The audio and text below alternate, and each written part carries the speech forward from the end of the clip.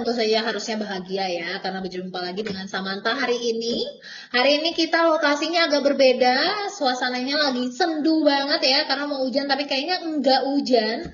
Tapi it's okay karena hari ini kita akan ditemukan dengan orang yang manis banget ya kan. Langsung dari kampus 2-nya SCU yaitu Kak Lia, kita panggilannya akrab aja ya. Jadi Kak Lia ini warlock di sini ya kan, di kampus 2 BSB.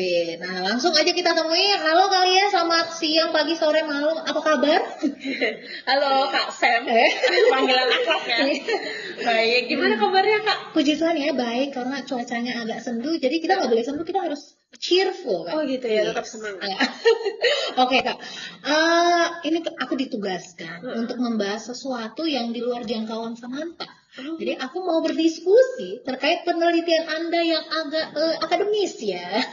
Tapi aku nggak bakal bahas yang sisi akademisnya karena konsepnya cheerful tadi.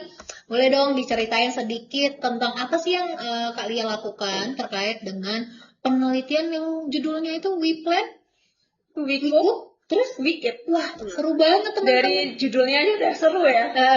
Apa tuh Kak? Coba boleh ceritain dong. Oke, jadi penelitian ini saya bersama dengan tim, gitu ya, dari TP dan juga dari SI, kami berkolaborasi untuk membuat satu penelitian sebenarnya di bawah pendanaan dari United Port.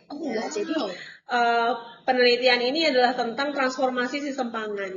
Kemudian kami mengembangkan kegiatan transformasi sistem pangan tersebut yang kami masukkan ke dalam beberapa mata kuliah. Jadi ada 3 mata kuliah. Sorry, ini agak agak batuk. Ada 3 mata kuliah dari mahasiswa teknologi pangan. Mata kuliahnya ada ekologi pangan, pengelolaan limbah, dan juga pengetahuan bahan pangan. Begitu. Menarik banget. Jadi kenapa transformasi sistem pangan? Karena sebenarnya awalnya ini kami melihat bahwa kita tahu ya bahwa banyak sekali permasalahan global. Salah satunya adalah populasi manusia yang semakin meningkat. Benar sih. Terus kemudian ancaman perubahan iklim, gitu ya. Dan itu semua sebenarnya mengancam ketahanan pangan, mengancam produksi pangan itu sendiri. Kalau misalnya masyarakatnya banyak, kan otomatis perlu suplai pangan juga banyak ya. Nah, sedangkan kalau ada banyak ancaman, kayak kemarin ada pandemi juga, kemudian iklim yang nggak menentu, populasinya makin banyak, sumber daya alamnya makin terbatas, kan juga menjadi masalah yang serius. Sehingga kemudian gimana caranya supaya generasi muda ya, kita dan juga generasi muda kan kita berada di lingkungan akademis ini, otomatis kan ketemunya sama mahasiswa.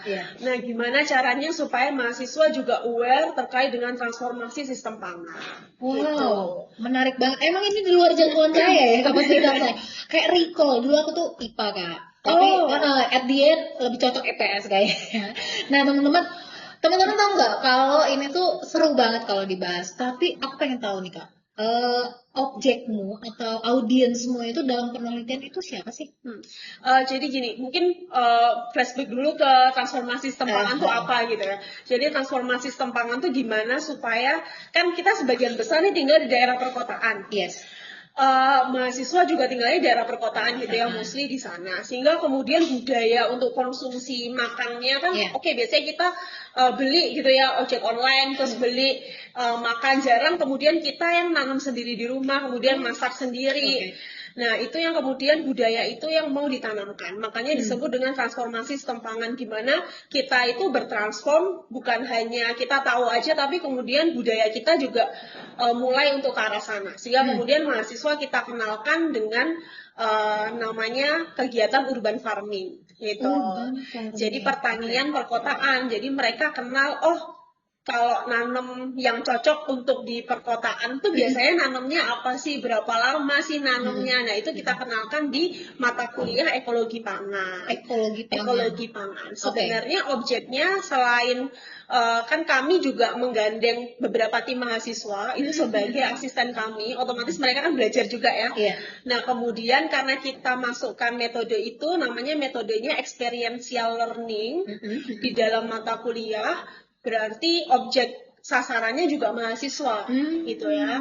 Kemudian mahasiswa kami bawa untuk sama-sama kita lakukan kegiatan service learning itu di SD Wow, gitu. seru banget. SD. Jadi sasarannya juga ke siswa SD. Siswa SD. Ini aku langsung bertanya aja ya. Siswa SD-nya tuh kan 1 sampai 6. Sasarannya tuh di mana? Oke. Penelitiannya. Kebetulan kami membidiknya yang sekolah dekat dengan BSB ya, ada di SD Masudiri ini BSB. Kemudian karena salah satu luarannya adalah mata kuliahnya pengelolaan limbah. Jadi gimana mahasiswa itu kenal dengan limbah pangan apa sih yang mereka hasilkan gitu kan. Kemudian dampaknya seperti apa dan cara mengelolanya gimana. Nah, makanya sasarannya kelas 5 dan 6 SD. Kelas gitu. 5 dan 6 SD. Oke. Terus supaya harapannya kan kalau kelas 5 sama kelas 6 SD mereka udah kenal ya. Oh, kalau saya makan segini banyak nih, sangunya, nasinya penuh itu sering nggak habis. Maka kemudian oke, aku harus punya ide untuk bisa ngurangin makanku sendiri. Nah, mungkin budaya-budaya gitu yang mau kita tanamkan di anak-anak SD juga. Jadi gimana cara mereka mengelola limbah makanan itu yang dekat dengan mereka. Oke. Ini menarik banget ya, karena buat Samantha, selain karena ini sesuatu yang baru, itu juga mungkin baru juga untuk mereka. Maksudnya audiensnya terutama pas waktu ke SD-nya gitu. Nah, boleh tahu nggak Kak, ada perubahan sikap nggak? Entah itu dari objeknya Kak Lia dan teman-teman di SD maupun mahasiswanya. Ada nggak perubahan sikapnya? Nah, sebenarnya tujuannya experiential learning ini kan mereka bisa punya refleksi sendiri. Setelah dapat teori di kampus, kemudian praktek langsung dan melaksanakan service learning ini, mereka punya refleksi sendiri. Nah, kita sebenarnya mengadakan salah satu kegiatan. Jadi mahasiswa kita minta untuk membuat poster terkait dengan aksi nyata apa sih setelah kalian itu melakukan proses pembuatan pengelolaan limbahnya itu namanya pupuk organik cair. Jadi limbah pangannya itu dibuat jadi pupuk. Gitu. Nah, mereka pengalaman mereka gimana terkait dengan hal itu, kemudian aksi nyatanya apa? Setelah mereka tahu bahwa limbah pangan itu juga berkontribusi loh terhadap krisis pangan gitu kan, terhadap iklim yang semakin nggak menentu ini kan ada banyak polusi juga, itu juga dari limbah pangan juga. Nah, kita buatkan wadah itu, kemudian ada satu hal yang menarik sih, kemarin kita ambil beberapa mahasiswa yang punya ide bagus untuk aksi nyatanya, itu mereka akhirnya mau bawa bekal sendiri ke kampus gitu ya, punya komitmen untuk bawa bekal sendiri ke kampus. Menurut kami itu satu hal yang baik, jadi awalan juga, karena kalau mereka bawa bekal sendiri ke kampus, otomatis mereka tahu nih porsiku tuh seberapa sih untuk makan gitu, jadi nggak menyisakan makanan gitu. Itu kalau dari sisi mahasiswanya. Kalau dari sisi siswanya sih kemarin karena masih anak SD dan kita minta untuk ngisi form evaluasi, jadi lebih ke ini sih Kak, mereka tahu dan paham bahwa memang kalau makan memang harus dihabiskan. Terus kalau sisa makanan, misalnya kulit buah atau sayuran, itu bisa loh jadiin pupuk. Jadi mereka lebih ke pemahamannya gitu. Ini menarik ya, menarik. Ini menarik banget. Kebetulan kan aku ada anak kecil juga di rumah, jadi itu nggak jauh dari kita dan itu sangat perannya berarti banyak banget ya, bukan dari kampus aja tapi dari environment sekitar. Nah, Kak, aku pengen tahu dong, ini ada nggak lanjutan dari penelitiannya atau udah ada perubahan kognitifnya terus abis itu udah? Boleh tahu nggak Kak?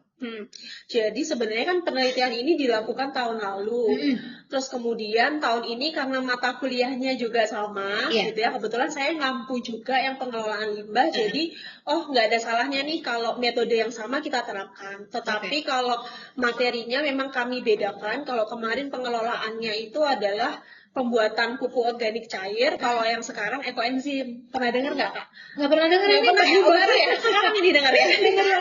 Apa itu? Nah, kalau ekoenzim sebenarnya hampir sama sih, cuma kalau ini limbahnya mesti lebih bersih dulu, jadi supaya kemudian hasilnya jadi lebih optimal, dan menunggunya kurang lebih 3 bulan, jadi kayak didiamkan dulu fermentasi betul selama 3 bulan. Kalau yang pupuk organik cair hanya sekitar 3 minggu aja gitu. Dan itu bisa digunakan di rumah tangga maksudnya? Bisa, sangat bisa sekali. Dan itu belajar dulu gue. Iya, ayo.